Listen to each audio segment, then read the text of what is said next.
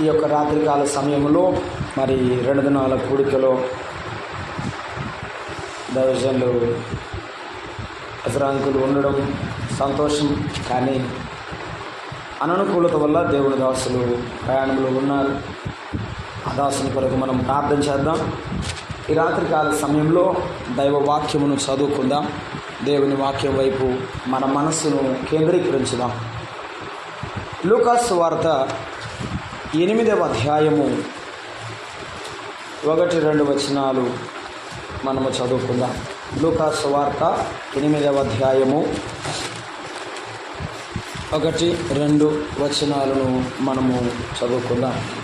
వెంటనే ఆయన దేవుని రాజ్య సువార్తను తెలుపుచు ప్రకటించుచు ప్రతి పట్టణములోను ప్రతి గ్రామములోను సంచారము చేయుచుండగా 12 మంది శిష్యులను, అపవిత్రాత్మలను, వ్యాధులను పోగొట్టబడిన కొందరు స్త్రీలు, అనగా 7 దెయ్యములు వదిలిపోయిన మగ్దలేని అనబడిన మరియయు, హేరోదు యొక్క గృహ నిర్వాహకుడగు కూజ భార్యయగు యోహన్నయు, సూసన్నయు ఆయనతో కూడా ఉండిరి. అలాగే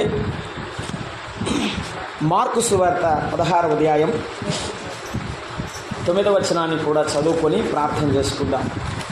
మార్కు సువార్త 16వ అధ్యాయం 9వ వచనాన్ని మనం చదువుకుంటున్నాం. ఆదివారము తెల్లవారినప్పుడు యేసు లేచి తాను 7 దెయ్యములను వెళ్ళగొట్టిన మగ్దలేని మరియకు మొదట కనబడింది. తాను 7 దెయ్యములను వెళ్ళగొట్టిన మగ్దలేని మరియకు మొదట కనబడింది. ప్రార్థన చేద్దాం. ప్రేమగల మా ప్రియ ప్రభువా, మేము ప్రార్థించి ఆశించి నిరీక్షించిన రీతిగా ఈ 2 దినాల కూడికలో భాగంగా ఉదయకాలపు వేళ, మధ్యాహ్నపు వేళ మాట్లాడుతూ వచ్చారు. మీకు స్తోత్రములు. ఈ రాత్రి సమయంలో మీ దాసుని ద్వారా మాతో మాట్లాడినందుకు స్తోత్రములు నాయన. ఇంకనూ మీ దాసుని ఆరోగ్యంతో, శక్తితో, బలముతో నింపండి. మా తండ్రి, ఈ రాత్రి మీరు మాతో మాట్లాడుతారని మీ వైపు మేము ఆశ కలిగి ఎదురు చూస్తున్నాం. మా ప్రభువా, సహాయం చేయండి. మీరు మాట్లాడుతుండగా ప్రతి బిడ్డకు కూడా వినగల చెవిని, గ్రహించగల మనస్సును మీరు అనుగ్రహించండి. వినబుద్ధి పుట్టించండి. మా దేవా, మీ మాటల ద్వారా అనేకులను మీరు ఆకర్షించమని, మీ రక్షణకు పాత్రులుగా చేయమని ప్రార్థన చేస్తున్నాను. మా ప్రభువుని యేసుక్రీస్తును హెచ్చించమని క్రీస్తు యేసు నామమున ప్రార్థన చేయుచున్నాము తండ్రి. ఆమేన్.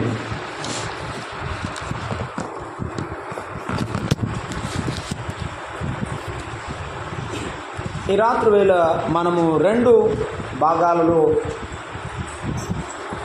వాక్యమును మనం చదువుకున్నాము. ఒక వ్యక్తిని గురించి మనం ఆలోచన చేయడానికి. ఆమె పేరు మగ్దలేని మరియ. బైబిల్ గ్రంథంలో మరియా అని పేరు కలిగిన వారు చాలామంది ఉన్నారు. యేసు ప్రభు యొక్క తల్లి మరియా ఉన్నది. బేతనియలో లాజరు యొక్క సహోదరి మరియ ఉన్నది.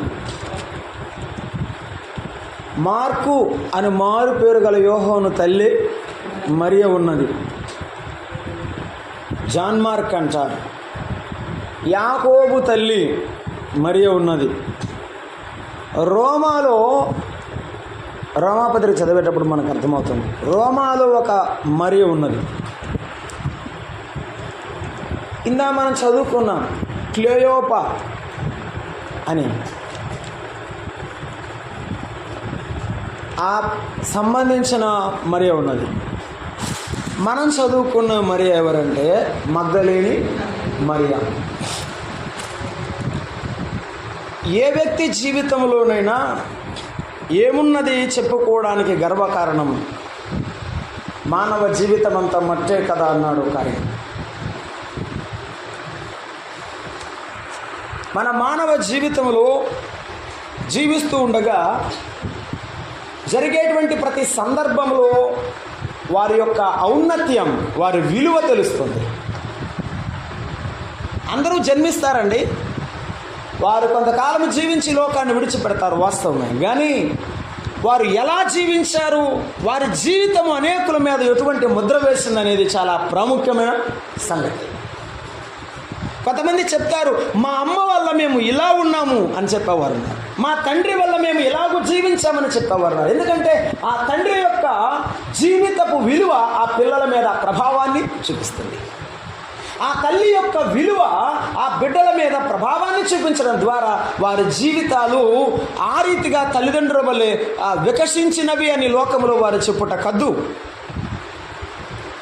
మగ్దలేని మరియ జీవితంలో ప్రభువు చేసినటువంటి ఒక గొప్ప కార్యాన్ని, గొప్ప సంఘటనను మనం ఈ రాత్రి వేళ ఆలోచన చేయబోతున్నాం. 2 సందర్భాల్లో అదే మాటను ప్రస్తావించాడు పరిశుద్ధాత్ముడు. ప్రతి ఒక్క వ్యక్తి జీవితంలో టర్నింగ్ పాయింట్ అంటారు, జీవితంలో ఒక పెద్ద మార్పు, అదే ఆ జీవితము యొక్క విలువకు నిదర్శనమవుతుంది. మరియ యొక్క జీవితము గొప్పదిగా, ఉన్నతమైనదిగా వెలిగిపోవడానికి కారణము ఒకే ఒక మార్పు. ఈ రాత్రి వేళ నీ జీవితంలో కలిగే మార్పు నీ జీవితానికి ఉన్నత స్థితిని తీసుకుని వచ్చేదైతే మేలే. మరియ జీవితంలో కూడా కలిగింది అదే మన జీవితంలో కలగాలని ప్రతి వ్యక్తి ఆశిస్తాడు, ప్రతి తల్లి ఆశిస్తుంది, ప్రతి కుటుంబంలో బిడ్డ ఆశించేవారు. ఉన్నతమైన స్థితికి రావాలని కోరుకోవడం మంచిదే, తప్పు కాదు. కానీ ఉన్నతమైన విలువలతో కూడిన జీవితం కలిగి ఉండడం అంతకంటే శ్రేష్టమైన జీవితం. మగ్దలేని మరియ యొక్క జీవితం అలాగున మార్చబడింది.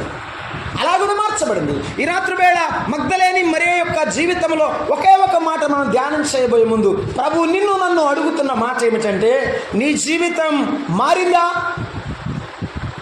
నీ జీవితం మారిన జీవితమేనా? మారకుండా అలాగే నిలబడి ఉన్నావా?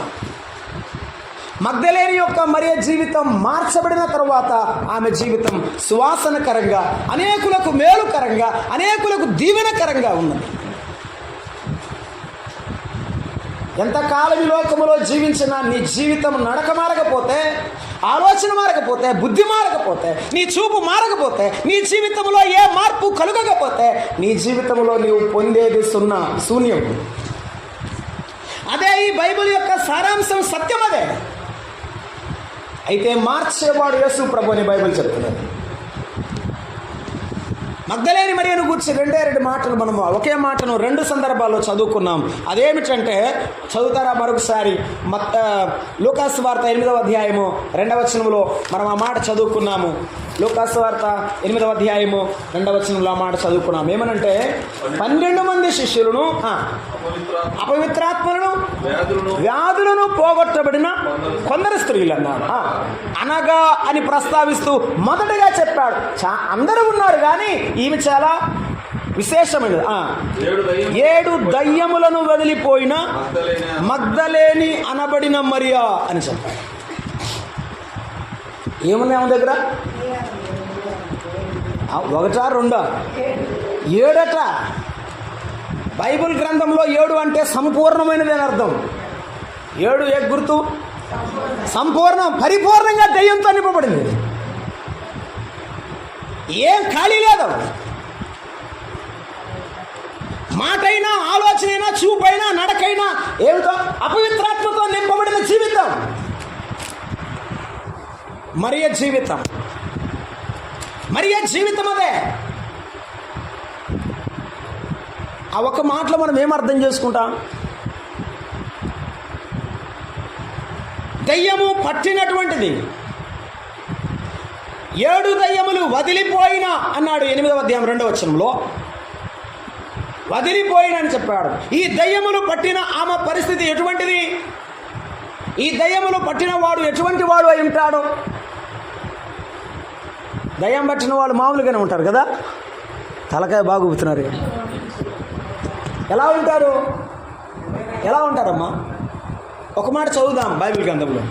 మత్తయి సువార్త 17వ అధ్యాయము 17వ అధ్యాయము 15వ వచనం చదువుకుంటున్నాను.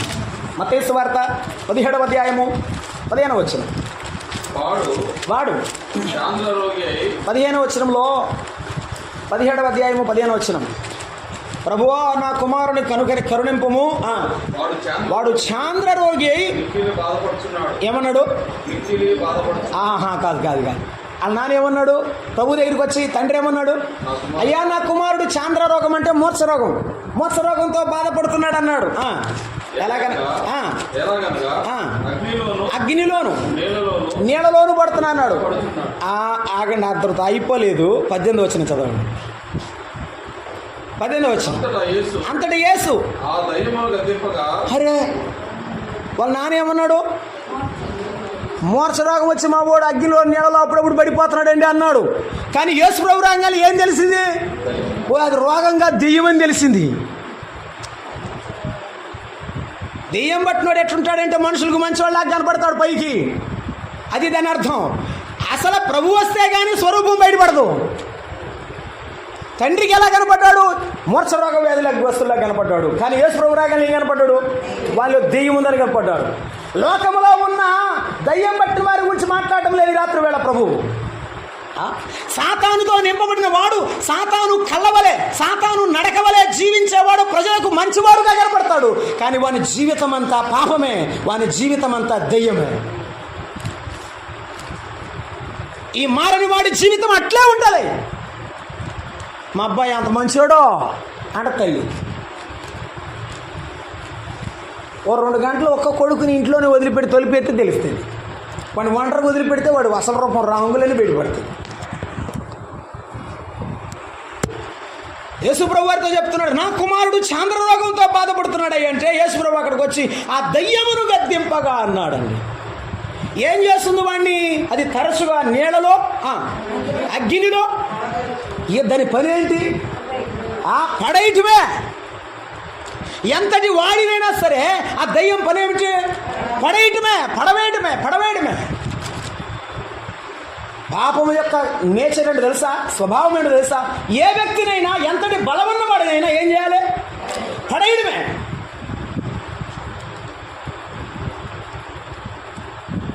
ఎలుగుబంటి ఎదురొచ్చినప్పుడు మేక పిల్లవలే, గొర్రె పిల్లవలే నేను దాన్ని చీల్చివేశాను అన్నాడు దావీదు.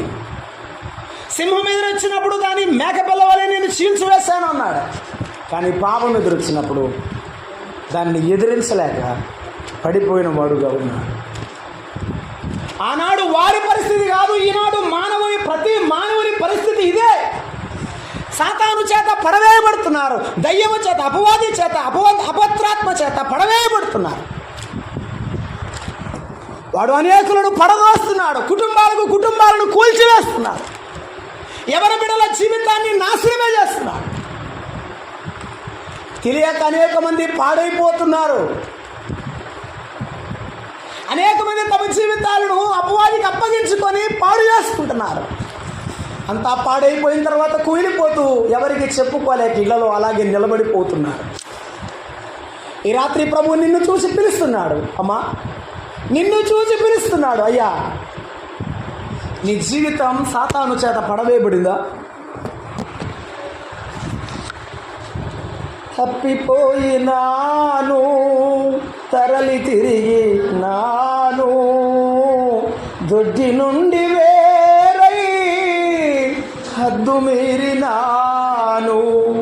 తప్పిపోయినాను, తరలి తిరిగి నాను, దొడ్డి నుండి వేరై హద్దు మీరినాను.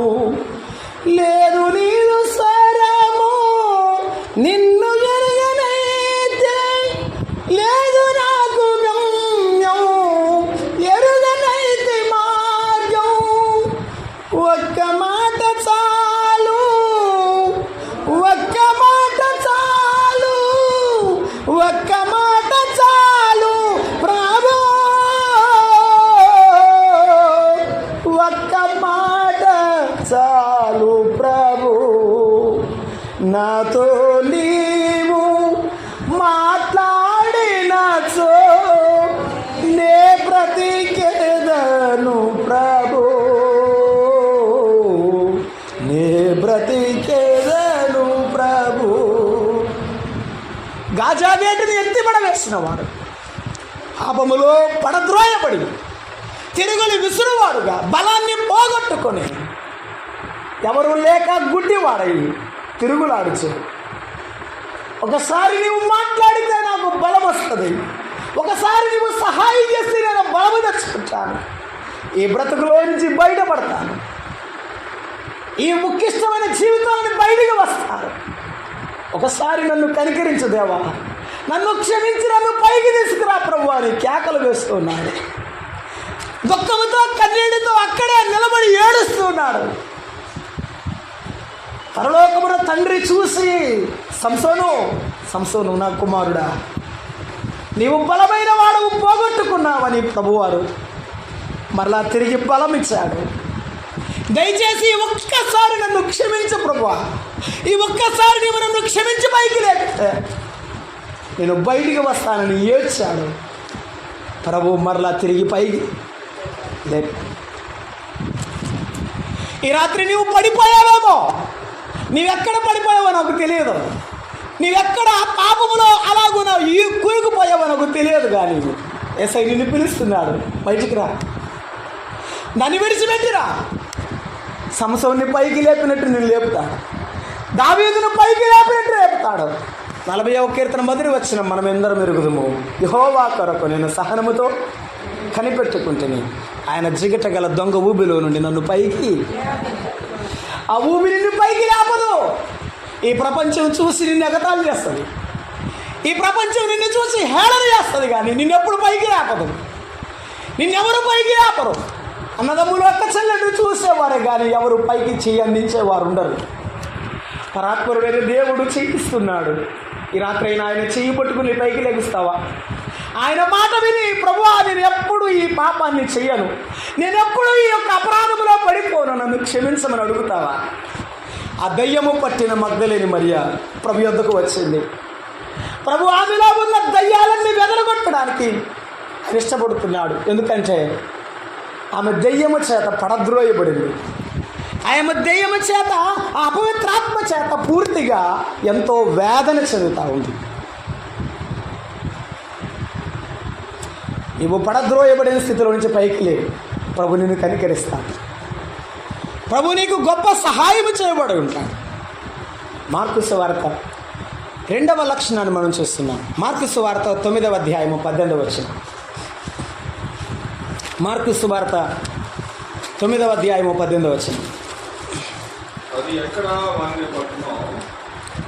ఆ మోగ దయ్యము ఎక్కడ వానిని పట్టునో అక్కడ వానిని పడద్రోయును.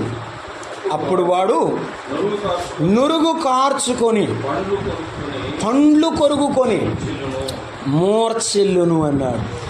దాన్ని వెళ్ళగొట్టుడని శిష్యులను అడిగితే కానీ అది వారి చేత కాలేదని ఆయనతో చెప్పారు. అది ఏ దెయ్యం అట? మోగ దెయ్యం. దానికి మాటలు రావు. ఏమి రావట? మాటలు రావు. మా అబ్బాయి నోట్లో ఏలు పెడితే కొరకడమ్మా అంటది. ఏమంటది? మా అబ్బాయి అసలు వాడికి ఏమి తెలియదమ్మా అంటది. ఒకసారి రోడ్లోకి వెళ్ళి బజార్లోకి వెళ్ళి వాడి సంగతి అడిగితే చెబుతారు అన్నారు. ఇంట్లో అడిగితే ఎవరు చెప్తారు? ఎవరు చెప్పరు. అది మోగదయ్యమాట. అంటే మాట లేదు, మూర్ఛిల్లేదట. అంటే వాడు తన స్వాధీనంలో ఉండడు. అపవాది స్వాధీనంలో ఉన్నవాడు తన స్వాధీనంలో తానే ఉండడు. ఇది సత్యం. అపవిత్రాత్మ స్వాధీనంలోనికి వెళ్ళిపోయిన వాడు తన స్వాధీనంలో ఉండడు. తన నియంత్రణ తాను ఉండనే ఉండదు. ఈ రాత్రి వేళ ప్రభు మాట్లాడుతున్నది, పాపము స్వాధీనంలో ఉన్నవాడు దేవుని స్వాధీనంలో, చెప్పండి ఆ మాట గట్టిగా, ఉండడు. అబ్బాయి వంచడే కానీ ప్రార్థనకు మాత్రమే రాడని చెబుతున్నావు. ప్రార్థన చెయ్యి గట్టిగా. మాట లేదు, తన స్వాధీనం లేదు. ఇదిగో మగ్దలేని మరియ పరిస్థితి అదే. తన జీవితంలో తన స్వాధీనంలో తాను లేదు. 7 దయ్యములు పట్టగా. నేను ఒక చోట చదివాను, గుర్తొస్తుంది, ఈ సందర్భంగా చెప్తాను అంతే. బైబిల్లోనే ఉన్నది సందర్భం అది. మరి అట్లా ఒకరికట్లా ఒక దెయ్యం పట్టిందట. ఎన్ని దెయ్యాలు? ఒకటి పడితే ఆ దెయ్యం అనుకుందట, ఎంతకాలం వీడి దగ్గర ఉండేది, అబ్బాయి ఏం బాగాలేదు వీడు హృదయం అని వెళ్ళిపోయిందట. వెళ్ళిపోతే ఖాళీ అయిపోయింది హృదయం. వెళ్ళిపోతే ఖాళీ అయిపోయిన మనసులో వీడు అలానే ఉన్నాడు. తిరిగి తిరిగి తిరిగి ఎక్కడ స్థలం దొరకలేదంట. అదంటే తిరిగి వచ్చిందంట. తిరిగి వచ్చి చూసినప్పుడు వారి హృదయం ఎట్లా ఉందంటే బాగా శుభ్రంగా ఊడిసిపెట్టిందంట. అమ్మ భలే ఉంది, ఆగండి అని మరి 7 దెయ్యాలు తీసుకొచ్చి లోపల ఉందట. వాడి మొదటి స్థితి కంటే కడపటి స్థితి మరి చెడ్డది అని బైబిల్లో రాయండి. ఒకటే చెడ్డ లక్షణం, ఒకటే పొరపాటు అని నువ్వు అనుకుంటున్నావేమో. ఒకటికి వేలకు వేలు అలాగున చేసి కూలిగిపోయి సాతాను చేత పీడింపబడుతున్నవారు ఎందరో ఉన్నారు. అక్కడ రాయబడిన మాట, వారిని అది అకస్మాత్తుగా పడవేస్తుందట, వారిని విలవిలలాడిస్తుంది, అతనిని గాయపరుస్తుందని రాశాడండి. లూకాసు వార్త 9:39. ఏం చేస్తుంది? గాయపరుస్తుంది అంటే ప్రాణము విసిగిస్తుంది. సాతాను పని ఏంటో తెలుసా? చెప్పండి మాట. ప్రాణము విసిగించడం. ఏబు జీవిత సందర్భంలో ప్రభు చెప్పిన మాట, ప్రాణము నాది సుమి, జాగ్రత్త. ఇవేమైనా చేయవచ్చు కానీ నా సేవకుడని ఏబు ప్రాణాన్ని నువ్వు ముట్టడానికి వీలేదు.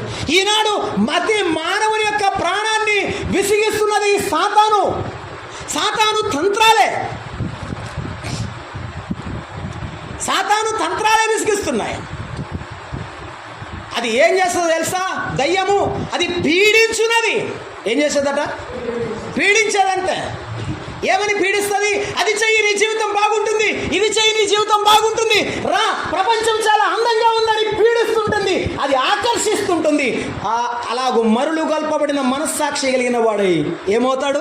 వదకు సిద్ధమైన గొర్రెవలే ప్రతి యవనస్తుడు, ప్రతి యవన బిడ్డ, ఆ స్త్రీలు కానీ పురుషులు కానీ అలాగే వెళ్ళిపోతున్నారు. వదకు సిద్ధమైన గొర్రెలాగా వెళ్ళిపోతున్నారు. ఇవాళ సాతాను ఒకరిని పీడించినట్టు పాపం పీడిస్తోంది ఇవాళ. రెండోది పడద్రోస్తుంది అని చెప్పాడు. అవును, అది పడవేస్తున్నది, లేవలేకుండా పడవేస్తుంది అన్నాడా?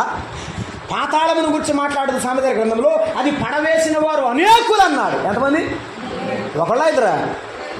ఎంతమందో తెలియదు. అది లెక్కలేనంత మందిని పాతాళంలో పడవేస్తూ ఉంది. ఆనందపడుతున్నాడు వాడు. ఈ రాత్రి నీవు వాక్యమును వినుచుండగా దేవుడు నీతో మాట్లాడుతున్నవా? నీవెక్కడ పడిపోయావా చెప్పు. మూడవది ఏం చెప్తాడు తెలుసా? వాడు వేధిస్తాడట. ఏం చేస్తాడు? ఒకటి పీడిస్తాడు, అది చేయి ఇది చేయని. రెండు ఏం చేస్తాడు? పీడించిన తర్వాత నువ్వు పడేస్తాడు. పడేసిన తర్వాత ఏం చేస్తాడు? ఈ తప్పు చేశావు, ఆ తప్పు చేసావు, అసలు నువ్వు మనిషివేనా? ఏమంటాడు? నీవు అసలు మనిషివేనా? నీవు అసలు ప్రార్థన కూడా అనవసరం, దేవుడు నిన్ను క్షమించడం, ఇక ఆగిపో అని చెప్తాను కదా. మరి ఎంత మాయగాడు తెలుసా? ఈ మాయలో పడిపోయి యవన బిడ్డలు ఎంతోమంది తమ జీవితాన్ని పాడు చేసుకుంటున్నారు. ఇలాగే వేధిస్తుండగా ఆ వేదనతో నిలబడినప్పుడు, తన జీవితం చుట్టూ పాపము చేత నిలబడినప్పుడు అందరూ కూడా అలాగున అందరూ సూటిపోటు మాటలతో మాట్లాడుతుంటే ఏం చేస్తాడు? ప్రార్థనకు వస్తాడు? రాడా? అస్సలు రాడు. నువ్వు రమ్మన్నాడు రాడు. ఇంకేం వచ్చేదిలే అమ్మా, వాళ్ళు అట్ట అంటారు, వీళ్ళు ఇట్ట అంటారు, నేను రానులే అంటాడు. ఇట్లాంటి వాళ్ళ మాటలు ఎన్నిసార్లు విన్నామో, ఎంతమంది విన్నామో. అవునా కదా? నిజమే. ఈ రాత్రి వేళ నీవు ఎలా ఉన్నావో నాకు తెలియదు, కానీ నీవు సాతాను చేత పీడింపబడిన, సాతాను చేత పడద్రోయబడిన, ఈవేళ నీవు వేధింపబడుతున్నా కూడా నీవు తిరిగి రమ్మని ప్రభువు ఇలాగ వేధిస్తూ తన స్వాధీనంలోనికి తీసుకొని బానిసను చేసుకుంటాడు సాతాను. లూకాసు వార్త 9వ అధ్యాయంలో మనం ఒక మాట చదువుకుందాం. 39 వచ్చిన 9:39లో దయ్యం వాని పట్టును వాడు అకస్మాత్తుగా కేకలు వేయును, నురుగు కారునట్లు అది వాని విలవిల్లాడించు, గాయపరచు. ఎట్లా మళ్ళీ చెప్పు. వదిలిద్దా? వదిలినట్టే ఉంటుంది. చెప్పండమ్మా, వదిలినట్టే ఉంటుంది కానీ వదలట. ఒకరోజు మానుకుంటాడు, మానినట్టు మా పై మానాడమ్మా ఎంత మంచోడు అంటది. రెండో రోజు మానడు. పాపం అటువంటిదే. ఒక సింహము, ఒక పులి రక్తం రుచి చూసిన తర్వాత దాని జీవితం మారదు. ఈ ప్రపంచంలో ఏ వ్యక్తి జీవితమైనంతే పాపమునకు అలవాటు పడిన వాడు మరలా చేయొచ్చు దేవునికి దూరస్తుడయ్యాడు. ఎంత దూరం అంటే అందనంత దూరం అయ్యాడు. బైబిల్ చెప్తున్నది, తూర్పు పడమట ఎంత దూరమో అంత దూరమో. ఇంత దూరం వెళ్ళిన వాడిని ఎవరు కాపాడతాడు? తన ఆకారంలో చేసుకున్న దేవుడు హృదయంలో వేదన చెందాడు. తన ఆకారంలో ఉన్న మానవుని చూసి ఏడ్చి దుఃఖించి ఆయనే మానవుడై దిగివచ్చాడు. నీ కొరకు ఆయన దిగివచ్చాడు. నిన్ను ప్రేమించి ఆయన దిగివచ్చాడు. అమ్మా అయ్యా, నిన్ను ప్రేమించి దిగివచ్చాడు. నా కుమారుడు ఏమైపోతాడు, నా కుమార్తె నన్ను విడిచిపెట్టి ఏమవుతుందో అని ఆ దేవుడే పరలోకం నుండి పరిగెత్తుకొని దిగివచ్చాడు. నిన్ను ప్రేమించి దిగివచ్చాడు. మగ్దలేని మరియా ప్రభు దగ్గరికి వెళ్ళి బాగుపడాలనుకోలేదు. ఎందుకంటే 7 దెయ్యాల స్వాధీనంలో ఉంది. ఆమెకు తెలియదు, నీకు కూడా తెలియదు. దేవుడు నిన్నే పిలిచి ప్రేమించి ఆయన నీ దగ్గరకు వచ్చాడు.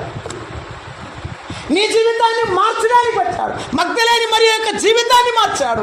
నీ జీవితాన్ని కూడా యేసయ్య మారుస్తాడు. యేసయ్య దగ్గరకు ఎంతోమంది దగ్గరికి వెళ్ళావు మేలు జరుగుతుందని, జరగలేదు నీకు.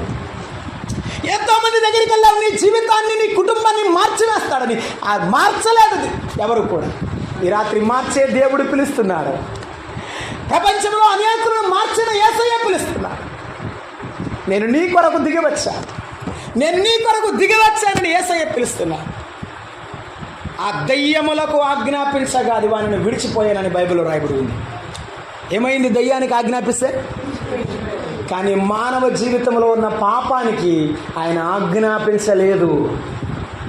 మానవ జీవితంలో ఉన్న పాపమునకు ఆయన మాటతో సరిపెట్టలేదు. నోటితో పాప క్షమాపణ కుదరక ప్రాణము సిలువలో ధార పోసెను. భజయంతుము నిన్ను దేవా యెహోవా శ్రీయేస రక్షణకర్త. మాట మాత్రం చెప్పలేదు. ఈ లోకములో వాళ్ళందరూ నీకు చెప్పేది మాటే, ఆయన మాట చెప్పలేదు. దయ్యానికి ఆజ్ఞాపించలేదు. కానీ నా బిడ్డల యొక్క పాపాన్ని నా శరీరం మీద నేను శిక్షణగా మోస్తాను. వారు పొందాల్సిన శిక్ష నేను మోస్తాను. వారు అనుభవించాల్సిన కొరడా దెబ్బలు నేను పొందుతానని ఆయన దిగి వచ్చాడు. ఆయన మానవుడు కాదు, ఆయన ఆత్మస్వరూపి, ఆయన అగ్నిస్వరూపి. కానీ మనవలే రక్తమాంసములలో పాలివాడు అయ్యాడు. మనవలే రక్తమాంసములో పాలివాడై మన కొరకు జన్మించాడు. ఆయన జన్మించినప్పుడు ప్రపంచమంతా ఆయనను చూడడానికి పరిగెత్తుకొని వస్తే ఆ దేవుడు నిన్ను చూడడానికి వచ్చాడు. ఈ రాత్రి నీకు అర్థమైందా? ప్రపంచమంతా ఆయనను చూడాలనుకుంటే ఆయన నిన్ను చూడడానికి వచ్చాడు. ప్రపంచమంతా ఆయన దగ్గర దీవెన పొందాలనిస్తే నిన్ను దీవించడానికి వచ్చాడు. ఆ ప్రేమమూర్తి ఎంత ప్రేమ గలవాడు. ఈ రాత్రి నిన్ను కూడా ప్రేమించి పిలుస్తున్నాడు. నీ జీవితాన్ని మార్చగోరి పిలుస్తున్నాడు. ఈ రాత్రి నువ్వు వస్తావా? యేసయ్యా, నా జీవితంలో చాలామందిని చూశాను, నిన్ను ఈ రాత్రి చూస్తున్నాను. నీవు గొప్ప దేవుడు అని నమ్ముతున్నాను. నా జీవితాన్ని మార్చివే, నా కుటుంబాన్ని మార్చివేయి ప్రభు అని అడిగితే ప్రభు జీవితాన్ని మార్చివేస్తాడు. నీ కుటుంబాన్ని ఆయన మార్చివేస్తాడు. మనందరి కొరకు యేసుక్రీస్తు ప్రభువారు ఆయన మానవుడిగా దిగివచ్చాడు. ఒక మాట చదువుకుంటున్నాం. యెషయా గ్రంథం 1వ అధ్యాయం 5-6 వచనాలు. నేను ముగిస్తాను. యెషయా గ్రంథం 1వ అధ్యాయం 5-6 వచనాలు. మనమందరం ఎలా ఉంటే ప్రభువారు దిగి వచ్చాడో చూస్తున్నాడు. మనం ఎలా ఉన్నామంటే నిత్యము తిరుగుబాటు. ఎక్కడున్నాడు దేవుడని? దేవుని దూషించిన వారు, అవమానం చేసిన వారు, అలాగూ దేవుని దూషిస్తూ దూరమై వెళ్ళిపోయిన తర్వాత సాతాను చేత ఏమయ్యాం? నిత్యము కొట్టబడుచు. నడినెత్తిని వ్యాధి ఉంది. ప్రతివాని గుండె బలహీనమైంది. అరికాలు మొదలుకొని తల వరకు స్వస్థత కొంచెమైనా లేదు. మగ్దలేని మరియ పరిస్థితి అదే. నెమ్మది లేదు, గుండె బాగులేదు, తలంపులు బాగులేవు, మనసులో నెమ్మది లేదు, మది సరిగా పనిచేయడం లేదు. ఆమె జీవితం అంతా కకావికలమైపోయింది. ఆ దయ్యాన్ని ఎవరు వెళ్ళగొట్టలేరు. తన జీవితం దగ్గరికి ఎవరు రావడం లేదు. ఎవరు వస్తారు బాగు చేయడానికి? ఎవరు వస్తారు? మగ్దలేని మరియ తన స్వాధీనం కూడా మర్చిపోయింది, కానీ ప్రభువు మర్చిపోలేదు. యేసయ్యని మర్చిపోయేవాడు కాదు. మన సర్వ ప్రపంచమంతా పాపములో పడిపోతే ఆయన మర్చిపోలేదు. తన పిల్లల కొరకు దిగి వచ్చాడు. కొంచెము కూడా స్వస్థత, కొంచెము మంచితనము లేదు, కొంచెము నీతి న్యాయము కూడా లేదు. ఈ నీతి లేని మానవుని కొరకు, ఈ మంచి లేని మానవుని కొరకు మంచి దేవుడు దిగి వచ్చాడు. ఆ పరాత్పరుడైన దేవుడు దిగి వచ్చాడు. ఆయన దిగి వచ్చినప్పుడు ఎలా వచ్చాడో తెలుసా? యెషయా గ్రంథం 53వ అధ్యాయం 5వ వచనం. అలాగూ కొట్టబడిన మానవుడు ఆయన కొరకు, ఆయన మన కొరకు దిగి వచ్చినప్పుడు ఆ కొట్టబడిన మానవుడు అతిక్రమాలతో నింపబడి ఉంటే ఆయన దిగి వచ్చినప్పుడు ఆయన గాయపరచబడ్డాడు. మన పాపమంతా ఆయన భుజముల మీద వేసుకున్నప్పుడు ఆయన కొరడాలతో కొట్టబడ్డాడు. ఆ కలువరి శిలువ వైపు చూడు. ఆ ప్రభువు నీ కొరకు కొరడాలతో కొట్టబడినది చూడు. ఈ రాత్రి యేసయ్యడు, ప్రభువా ఎందుకు కొట్టబడ్డావు? నీ పాపము కొరకు నేను కొట్టబడ్డాను. నీ పాపము నిమిత్తము నీ శిక్షను నా భుజాన వేసుకున్నాను. కుమారుడా, కుమార్తె, నీ కొరకు నేను అన్ని దెబ్బలు తిన్నాను. నీకు ఇక శిక్ష లేదు. నా దగ్గరికి రా, నేను నీ పాపాన్ని క్షమిస్తాను, నీ జీవితాన్ని మార్చివేస్తాను. యేసయ్య పిలుస్తున్నాడు. అతడు పొందిన దెబ్బల చేత మనకు స్వస్థత కలుగుతుంది. అందుకే యేసు ప్రభువారు మన కొరకు గాయపరచబడ్డాడు. మగ్దలేని మరియ దయ్యము నుండి విడిపింపబడింది ఒకే ఒక మాటతో. ఎన్ని మాటలతో? ఒకే ఒక మాటతో గద్దింపగా 7 దయ్యాలు వెళ్ళిపోయాయి. ఈ రాత్రి నీవు ఒకే ఒక మాటతో నీ పాపాన్ని విడిచిపెడతావు, ప్రభు బిడ్డగా మార్చబడతావు. అదేమిటో తెలుసా? యేసు ప్రభువు అని నీ నోటితో ఒప్పుకొని, దేవుడు ఆయన మృతులలో నుండి లేపనని నీ హృదయమందు విశ్వసించిన ఎడల నీవు నీవు రక్షింపబడాలంటే ఒకే ఒక మాటతో, అయ్యా నేను తెలుసో తెలియకో నా జీవితంలో పాపము చేశానయ్యా, నేను ఇంకెప్పుడు చేయను. ఈ రాత్రి నీ పాదాలు పట్టుకొని అడుగుతున్నా, నన్ను క్షమించి నా జీవితాన్ని మార్చివే ప్రభువాని. నువ్వు అడిగితే చాలు. నిన్ను ప్రేమించేవాడు, అడిగితే తొడవై నిన్ను క్షమించేవాడు, నీ పాపాన్ని క్షమించేవాడు. ఆ కలువరి శిలువలో వేలాడుతూ కూడా ప్రభువుకు మాట అన్నాడు, తండ్రి మీరేమి చేస్తున్నారో. ఎవరైనా చెప్పేవారు ప్రపంచంలో ఉన్నారా అంటే ఎవ్వరూ లేరు. అలాగే కొరడాలతో కొడుతున్నా కూడా ప్రభు అంటాడు, వారికి తెలియదు, వారు ఏం చేస్తున్నారు వారికి తెలియదు. ఈ రాత్రి ప్రభు నిన్ను అదే చెప్తున్నాడు, నీవేం చేస్తున్నావో నీకు తెలియదు. ఆ ప్రభువును విడిచిపెట్టి ప్రభు నన్ను క్షమించన్నాడు. శిలువలో విరాలాడుతున్న కుడివైపున్న దొంగ అడిగాడు, యేసు నీ రాజ్యములో నన్ను జ్ఞాపకం చేసుకో. ఈ రాత్రి దేవుడు నిన్ను జ్ఞాపకం చేసుకొని నీతో మాట్లాడుతూ వచ్చాడు. నీవు వేధింపబడుతున్నావా, పీడింపబడుతున్నావా, పడద్రోయబడుతున్నావా? అలాగైతే విడిపించే విమోచకుడు ఈ రాత్రి యేసయ్య, నిన్ను క్షమించేవాడు. మనందరి కొరకు కలువరిలో సిలువలో మరణించి సమాధి చేయబడి తిరిగి లేచిన మృత్యుంజయుడు యేసయ్య. ఎవరు ఆయన యొద్దకు వస్తారో వారందరిని రక్షించడానికి శక్తివంతుడైన వాడు యేసయ్య. దొంగలు మార్చబడ్డారు, వ్యభిచారులు మార్చబడ్డారు, లోబులు మార్చబడ్డారు. అనేకుల జీవితాలు దేవుడు మార్చి ఈ రాత్రి నీ జీవితాన్ని కూడా మార్చివేసే గొప్ప దేవుడు యేసయ్య. కలవచ్చండి, ప్రార్థన చేద్దాం. ఈ రాత్రి మనం విడిపించబడిన మగ్దలేని మరియను గురించి విన్నాం. అక్క, చెల్లి, తమ్ముడు, అన్న, ఆయన మాటలు వింటున్నావు కదా, నీ హృదయంలో పొడవబడ్డావు కదా. కఠినం చేసుకుని వెళ్ళొద్దు. అయ్యా నీ మాటలు విన్నాను, నా హృదయాన్ని కదిలించినందుకు వందనాలు ప్రభువా, నా పాపాన్ని క్షమించమని వేడుకో. ఈ రాత్రి నీవు ప్రభు బిడ్డగా తీర్చబడి ఇక్కడి నుంచి వెళ్ళాలని ప్రభు ఇష్టపడుతున్నాడు. నీవు మారు మనసు పొందడమే నీ జీవితానికి దేవుడు గొప్ప ఒక టర్నింగ్ పాయింట్గా, నీ జీవితాన్ని ఆశీర్వదించేటువంటి వ్యక్తిగా ప్రభు నీ ఎదుట నిలబడి ఉన్నాడు. ఏం కోరుకుంటావో నీ ఇష్టం. ఆయన ఆశీర్వాదమును శాపమును నీ ఎదుట ఉంచి ఉన్నాడు. ప్రభువుని కోరుకో, పరిశుద్ధాత్మ వరము నీకు అనుగ్రహించబడుతుంది.